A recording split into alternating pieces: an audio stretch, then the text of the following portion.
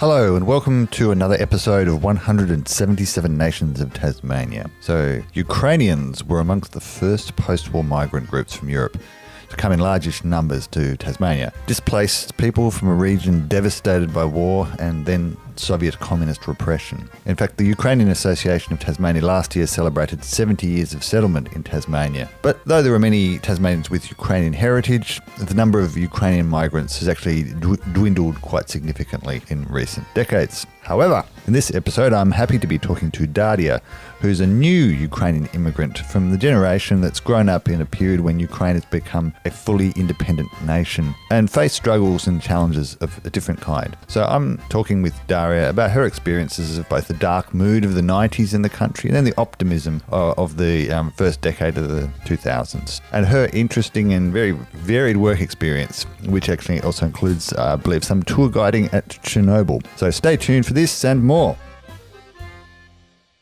Where did you grow up in the Ukraine? In the capital, in Kyiv. I was born there. My very early childhood years I spent in another town, 200 kilometers from Kyiv, which was a lovely town. And I still go there. It's my mom's hometown. I used to come back there sometimes, even like in the recent years. But from the age of 5, and through all my school years, I was in Kyiv. And I was very fortunate when I was about grade 6. My parents enrolled me into this school that was focused on languages. We learned English, French, and German there. French and German, I don't speak so well right now, but English, we really had many hours of English, and that was good. That was the best thing I could do as a teenager.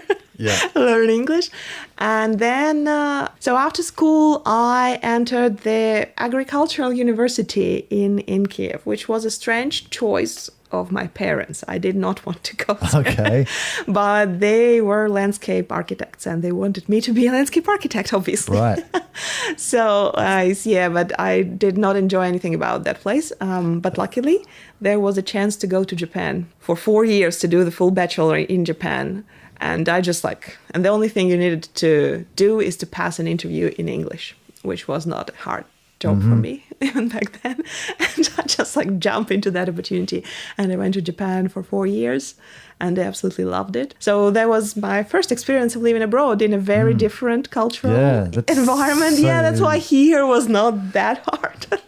It was its own challenges, but I mean, now that I think about it, I had such a beautiful life there, such a wonderful multicultural community. Okay. I was a kid and I was really missing my family, so there were some challenging moments and culturally challenging, but in general, I think it was a beautiful experience. But I think if I'd stayed there and started professional life, especially in Japanese company, that would have been a totally different experience. But I've known people who were in a very, very hard depression just because of living there. Or who ended up in depression after coming back. But for me, it was more pleasant experience than unpleasant. It's often about the context that you find yourself in as well as the country as well. But it's just interesting to me, having myself lived and worked in both Japan and Russia, which I'm assuming is at least a bit similar to Ukraine. It's hard for me to imagine. The cultures are so different. It's just interesting to know what the culture shock would have been like. There was a culture shock. There was a language shock because I was told that my classes would be in English to start with, and then I will be intensively learning Japanese, which was only partially true because I was intensively learning Japanese and some of my classes were in English, but I did have to go to some lectures with all the Japanese students, which was I don't understand anything, at least the first half year. So, and in general, all the way you communicate to people, this level of politeness and the way many Japanese people see foreigners, both, I don't know about now, it's been quite a while since I've been there last time, but it's just both very respectful and then a bit fearful and then a bit not trying not to even come close. And in my first couple of years, I didn't even have any Japanese friends. I was I have so many friends. and it's so hard to make friends with Japanese people, then I just like wouldn't do it. So later on I met wonderful people there. Although friends who I am still in touch with from that time of my life are either Ukrainians who I met there or people from other countries who I met there, not really the Japanese. Yeah, that was one of the challenges for me here, even because, in Japan, the challenges are obvious. In Japan, the cultural difference is obvious. Here, as someone from Europe, you don't look or feel yourself as like an obvious foreigner, but there are some things, for instance, what you're saying. At some point at my previous job, I've been like quietly told the way you speak on the radio, the way you approach people sometimes is quite abrupt, is quite rude. And I'm like, no, I'm not rude. I was not intending to anyway, but that's just the way, in Ukraine, people are very direct. Yeah, and not just Ukraine. I think it's many of the just Eastern Europe, Central Europe, even Germany. Well, as we've started talking about cultural differences, might as well I thought ask you a bit more about that, as well as the style of communication. What are some of the other cultural differences that you may have noticed between Ukraine and Australia? So I was telling the other day to my husband that in Ukraine, if you'd call a person that you don't know and ask, how are you? Like the first question, how are you? That person might as well hang up on you because you show like disrespect to this person's time. So you don't, you of course, if you call your friend, you say like, oh, how are you? And you start talking about it. But if you call a person you don't know, you just say, hello, my name is, and you go straight to the point. Yep. The more the better. Yeah, those little things. But on the other hand, when you meet a friend or even an acquaintance, just like walk around town and you meet someone and you're like, how are you? And here people would say like, oh, I'm great. I'm well. I'm like, oh, well, and that's good. Bye.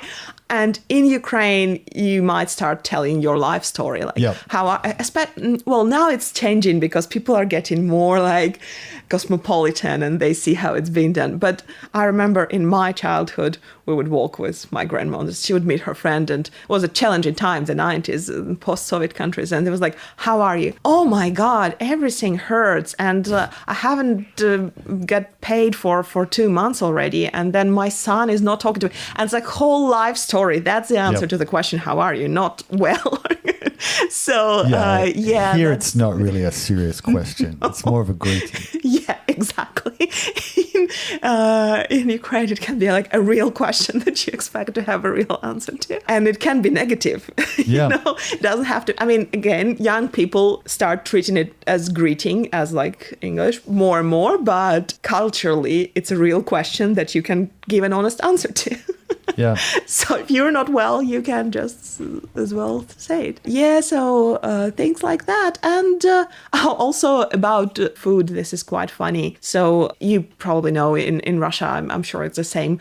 People are very hospitable. So especially against smaller towns or older generation, if you come to visit someone, especially if it's been previously arranged, like, oh, like come to visit me, or like come to have a cup of coffee, there wouldn't be just a cup of coffee. There would be a full meal and like sometimes too much of it. And especially if it's an occasion like a birthday or a New Year's Eve or some other thing, that would be just like ridiculous amount of food in the house. Mm-hmm. Like my friends, so like people from big cities who are younger, kind of getting less and less. But I mean, this tradition is still in place, but people cook less and less. They might order some food. They might like pre-arrange because they're busy.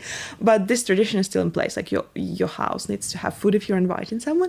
Here, it is so relaxed. Like we might like, my husband and I, sometimes we go to Launceston to visit his friends, or they come over here. And first times I was quite anxious. I mean, like, oh, they are coming for your birthday. What are we cooking? He's like, we're going out for dinner. I'm like, yeah, but what are we cooking? So it's, those things are quite, after that I relaxed completely and I just taken it as a blessing that I don't need to cook for more people than I'm used to. So yeah, lots of small things. It's actually nothing so tremendous and big. It's just lots of small things. But sometimes those small things sort of add up and you really miss them when you're far away from your sort of, because when you're away, I think you feel your identity a bit more. Yeah, that is true. It was so true for me in Japan. Here, I think here because I had such a smooth transition, like I would spend some time here and then I go back to Ukraine. And I would after being here, I would see very clearly everything that I don't like about Ukraine.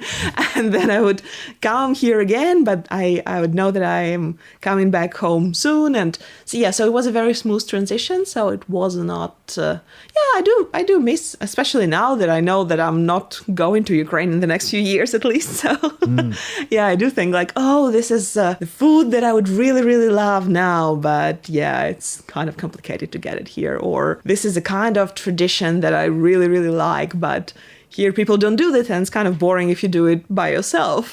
A tradition is a collective thing, So little things, it does happen. Yeah. I think Australia doesn't have as many really fixed traditions as Europe or Asia or other places. It's not necessarily a good thing, though. I mean, people can be sometimes just forcing you to eat in Ukraine, forcing you to drink, even worse. So it's not always, and it's always very stressful for the host person, which is quite often a woman. So I wouldn't say that it's 100% great tradition. It's just a thing that I'm used to. What are the Ukrainian traditions that you've missed here a little bit? I think it's mostly around the Christmas, New Year holidays. I mean, I've been here already for 4, I think, Christmases. That's quite a lot. And the first time I came here, I absolutely loved it. I loved being able to be with my partner, and I met his family the first time, and I actually love this concept of having summer in Christmas. My birthday is on Boxing Day, so I loved it. But then last year, especially this last holidays, I was it's already my 4th, so it's kind of lost a bit of that first excitement. And then I don't feel like cooking. Or actually, when it was a new year, when it was 2019 to 2020, my brother-in-law and my best friend, they came to visit us here in Hobart. So we actually cooked lots of Ukrainian food, but then we cooked too much as for 4 people. So I'm no, I'm not cooking this year at all. It's kind of a waste to cook for 2 people. And just I kind of feel now I would use some snow maybe and some of that spirit that we have. But I know that, of course, this year with COVID, that would have been so much different and people wouldn't do the same stuff that they normally do. Yeah, but I think a bit of that because it's a lot of different festive spirit. Here, people have festive spirit as well. It's just different.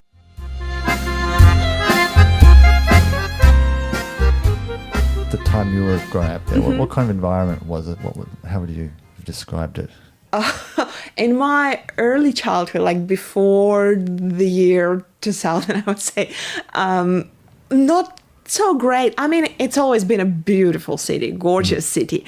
But just I remember the area where we lived, it was quite far from the center. And people, so, the economical situation in the 90s was not great, and there were lots of lost people. So there were lots of people.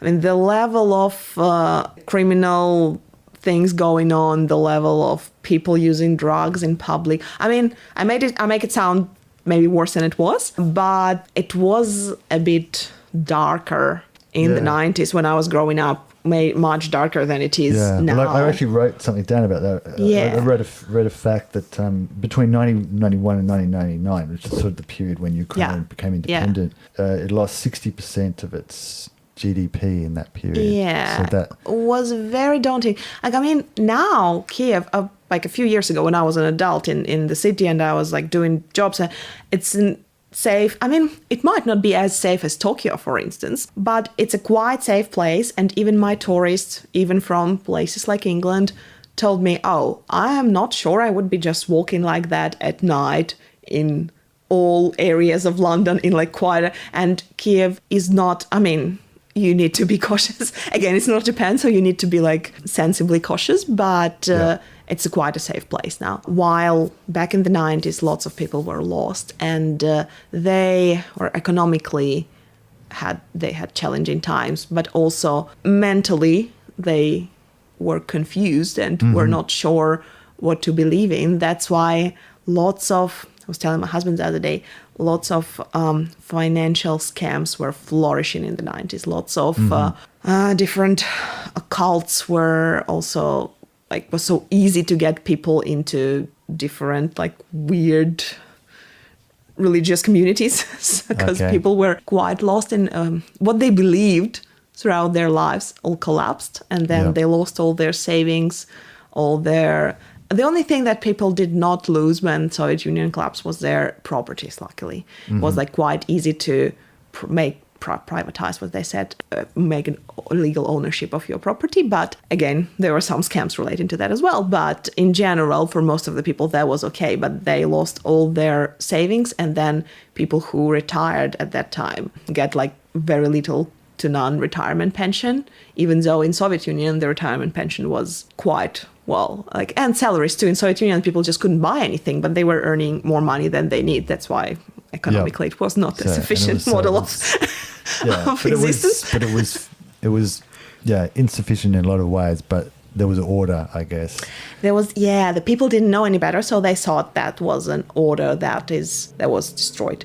So lots of people with multiple scientific degrees had to like go and sell some stuff at the market, and for many it was psychologically broke them. Many people just adjusted and that was fine.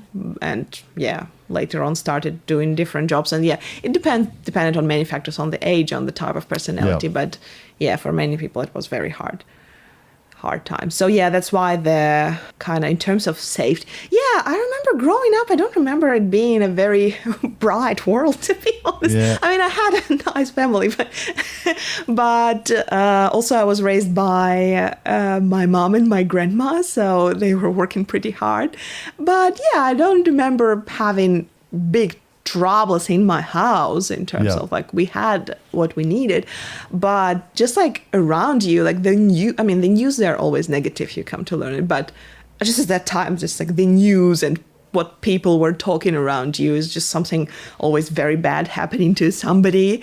Or like also there was like at that time there was a war in Chechnya, and at that time people were still clinging to Russian television. Now of course not anymore, but at that time so there was a war in Chechnya, and then there was a war in the Balkans, so like so much negativity going on. I guess that's but later on in the 2000s, some time I spent in Japan, so it was different. But then I guess economically till the first crisis, and the global crisis in 2008, the Ukrainian economy was going up from the year like 2000 to 2008. Then it like went a bit down with this crisis, and it went quite down in 2014, unfortunately. That was when there was a few things happened in 2014. Lots of things happened in 2014, but I guess it never went, I don't think it ever went that far bad, that like ever ended up being that bad, as bad as it was in the 90s. So it's like it's quite hard to tell, if you go to Kyiv and you just like stay downtown and go to restaurants, nice restaurants, and like see all people are lookers in Ukraine. So go and see like very expensive shops around you. You wouldn't think that there might be any economic problems in this country, but that's not quite true. For example, the town I spent my early years, so in Soviet times, it was quite flourishing. It's actually an old town with long history, more than 1,000 years old. But in Soviet times, it had quite a few factories, which kept people busy, and it was a good place to be, a good place to live. But then in the 90s, so like some of those factories, they like ended up with some owners, and I think only one that actually succeeded eventually, and the rest were just gone. So like so many people lost their jobs and never got them back, so the town actually never bounced up from that. So now I go there and it's a little bit sad, because even when I was a child, it still had like this, like from that time of glories, it's like aftermath from that. But now it's getting, the people are leaving, and even though in small towns it's usually about service now, about different beauty places and things like that, it never bounce back to what it used to be. So it looks, you can see it in everything, like the roads, the how the buildings look and everything. So I guess for a lot of kids who grew up in that era of the 90s, maybe went to high school, was there kind of a feeling that the future was a little bit grim? my high school was not in the 90s. I finished high school in 2005, so that was no, we were not. So I guess people who are 10 years older than me, that might have been the case for them, or even like a little bit older. My parents, 10, 15 years older than me, they could have been more lost because all this collapse happened when they were like teenagers or already aware. For me, I was a kid. I mean, that's just like all I knew. I didn't know any better. So that was just fine. But when we were in high school, it didn't. At that time already, it was growing. The economy was growing. So it felt quite opposite. Felt quite like things were on the up. we will conquer the world because we will not have any of the troubles that our parents and grandparents had, which did not quite end up being true, because then in 10 years, the war happened and then the economy collapsed and then the pandemic happened. So you never say never. But at that time it did not feel like grim. I think early 2000 was quite optimistic times for Ukraine. Yeah, but I guess there's been quite a few major events. Since then, in that time. It's hard to say where that'll go, but it seems like the Ukraine is gradually getting better. I hope so. I would always want to hope so, but I think for any process, it's never linear. Yeah, you get better, but sometimes you need to fall a bit down in order to then bounce up and get better. So that's right. How I feel sometimes about Ukraine.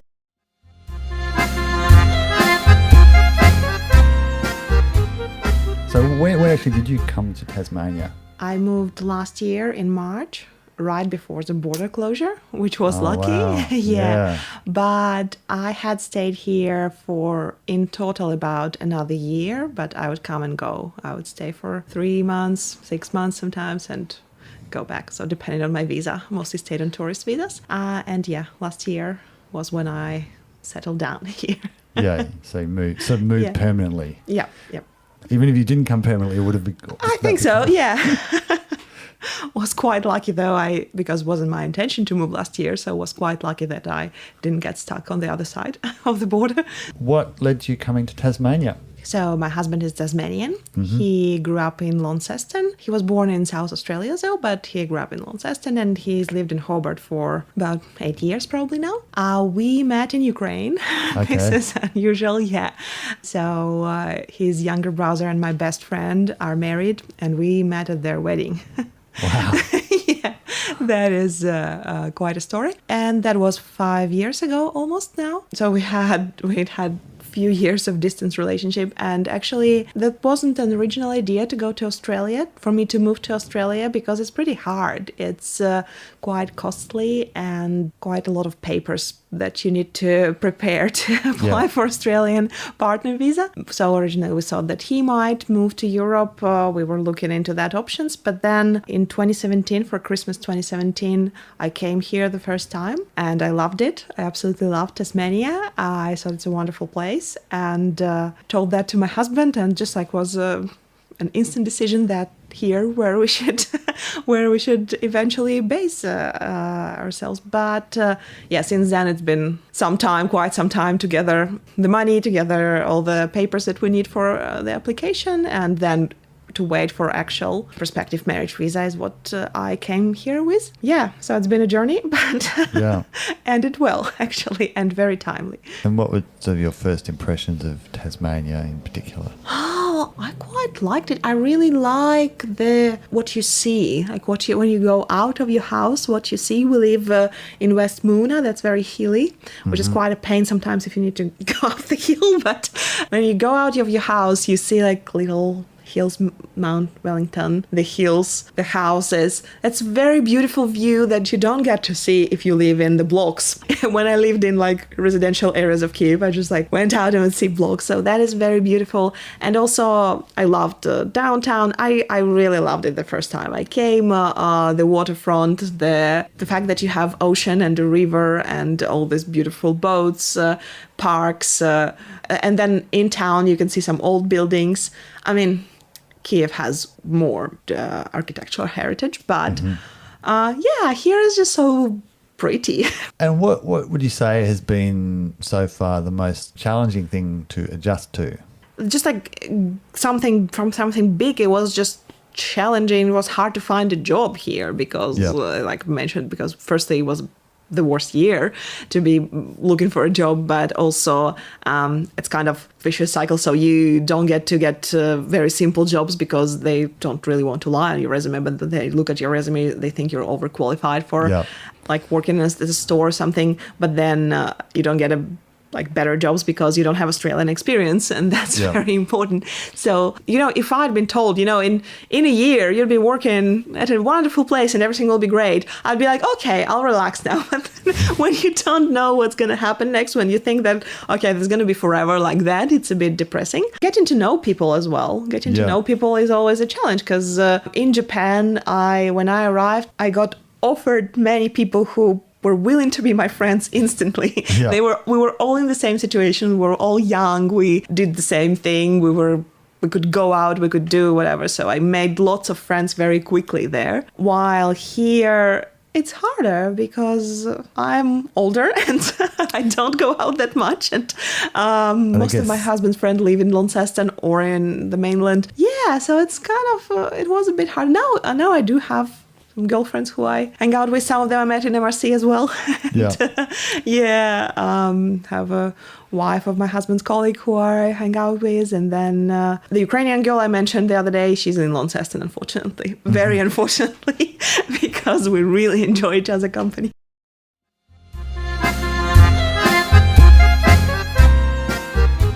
Back to Ukraine, so you sort of met your husband at the wedding, and then you sort of continued to stay in touch for a period.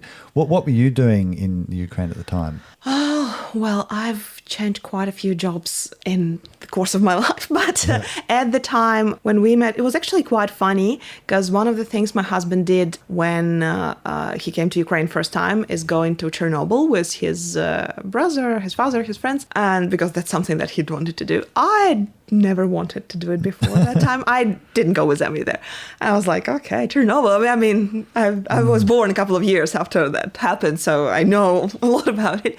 And so after he left, I was looking for a more permanent job because at that time I was teaching a bit of Japanese, writing a bit of articles, but I was looking for something more stable. And there was a job in the same tour company where that he used to go to his travel. And I was like, oh, that sounds like he had fun there. So I started working. I worked at that company for about a year. That was mainly in the office. I did make a couple of trips to Chernobyl just to learn about it, but I was mainly in the office booking people into. You cannot believe how popular it is among foreigners.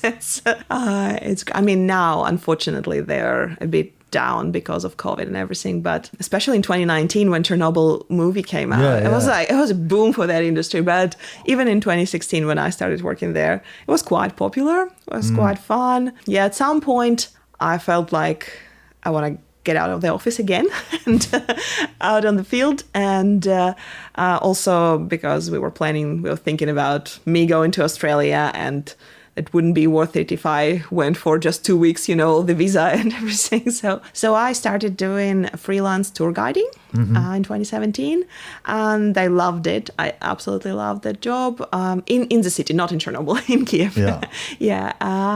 So I did that. Then in winter, I came here for 3 months.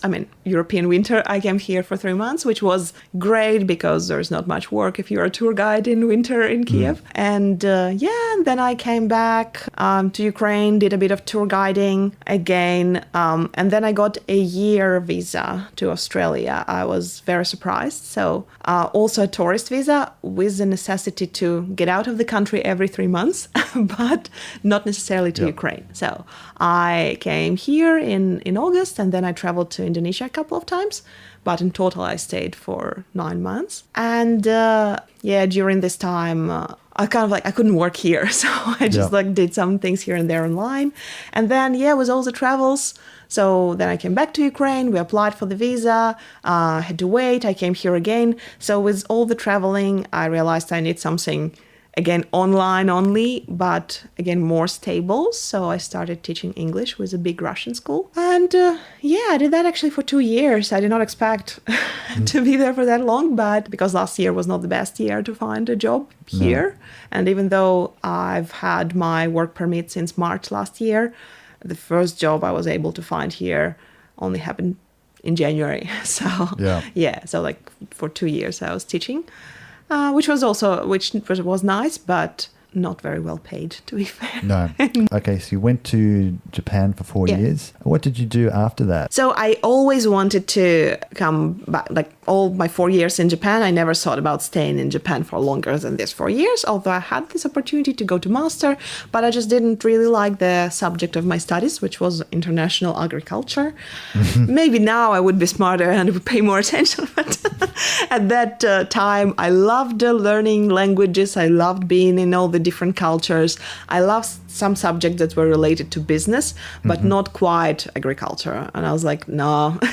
So I went back to Ukraine and I wanted to go maybe do master in Europe. But the situation in my family just changed very rapidly after I came back. So I lost my mom and my grandma the same year. And so it was just my stepdad, me, and my younger half brother. He was 10 at that time. So I couldn't really go anywhere for a long time. So I stayed in Ukraine and I tried a job in agriculture. Didn't quite work out. I mean, again, maybe now I would have clung to that opportunity and like develop, but then I was like, nah, boring. But before my mom had passed, we did, so she was a landscape architect, as I mentioned. And she was also a member of all the associations. She was a very active person. And one of the things she did, and I helped her, was doing a magazine on landscape design. I did not continue with that magazine, but I really loved this process of magazine making. So like a year after I graduated, I started the magazine. First one was about travels. Oh my God, I had like zero experience running a business. And I mean, I made so many mistakes, but it was a great experience. And I built a very cool team. At some point, I realized that magazine is not quite right, not quite profitable. And I switched to a more niche magazine about coffee. Not very professional. So it did have some professional aspects, but more like for coffee lovers rather than coffee makers. And I had already a marvelous team, and we took a different approach to marketing. We did not distribute it to all the supermarkets and everything. We just distributed it into coffee shops we worked with, some small book fairs, small bookshops. And that worked better. That I cannot say that it was flourishing, super successful business, but it worked quite all right till up to end of 2014, beginning of 2015, because then there was the economic crisis that happened after all this situation with Crimea and Russia. And so our currency rate dropped 3 times. So it was for example, 8 hryvnias for American dollars to start with, and then at some point it was I think at some point it was even 40, but it bounced back to 26. I think now it's still 26, 27, so it's more than 3 times that went up, and which was quite hard for many businesses that depended on some imported goods. For instance, the price of paper and the printing. So everything went so high, and I realized that it's impossible to make it. Well, maybe if I had more resources, I could keep it, but I didn't. It was barely been quite all right before that, and the crisis just so I had to stop doing it at that time. But I really loved it. That was, I think, the most interesting thing for me that I've ever done. So, and coffee was a little bit clinging into agriculture, what I studied. I went to Indonesia and went to some plantations with my university mates. So I did that. And then in 2015, I needed some kind of job. I worked in one travel company for a couple of months, but it was a terrible company. And then I started doing some freelance. I did some teaching of Japanese, did some writings, kind of tried to use my connection from my previous life to start something new. And then that Chernobyl tour was, I think, my first stable job after that business endeavor. I've done lots.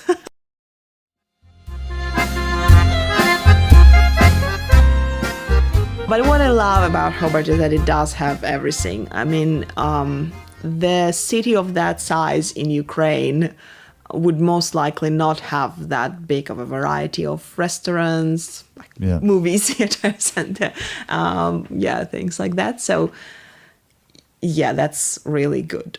But on the other hand, nature and all things very remote are reachable very easily. So yeah, what's not to love about it? Yeah.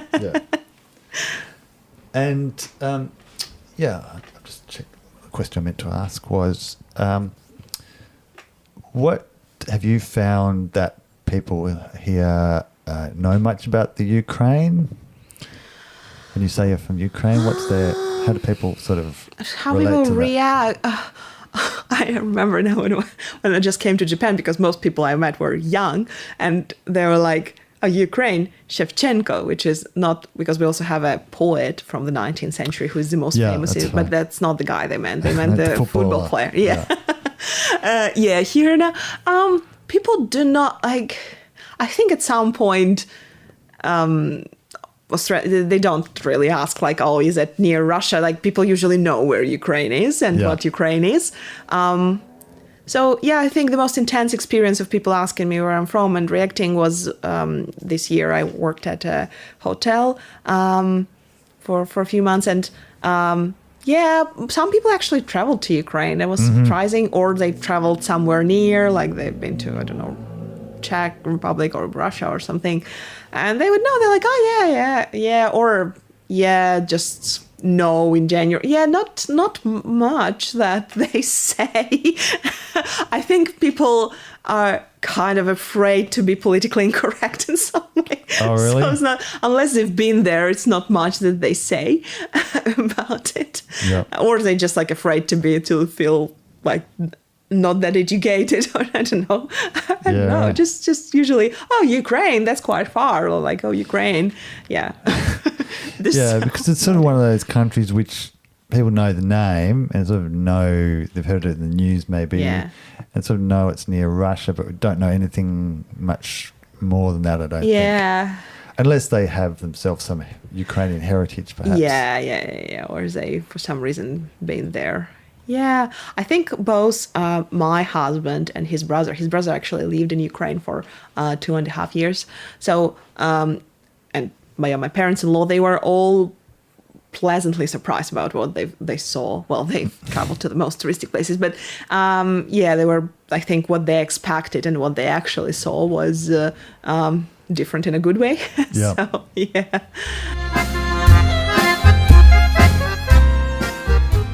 Ukrainians are not people who avoid conflicts at all. So, and very open with their opinion. Sometimes a bit, that's again a bit rude, but people really should their opinion about your looks, about your social, I don't know, employment, personal situation that can be quite intrusive. But sometimes people just can't help themselves. They will just tell you what they think about it. Yeah, that seems to be one of the biggest differences compared to Australia, where people are not. Maybe some of those people think we're direct, but actually we're not that. We're not that direct. Yeah. We might be more direct than Japanese. Yes, less direct than Eastern Europeans, certainly. Yeah. So like different degrees of direct.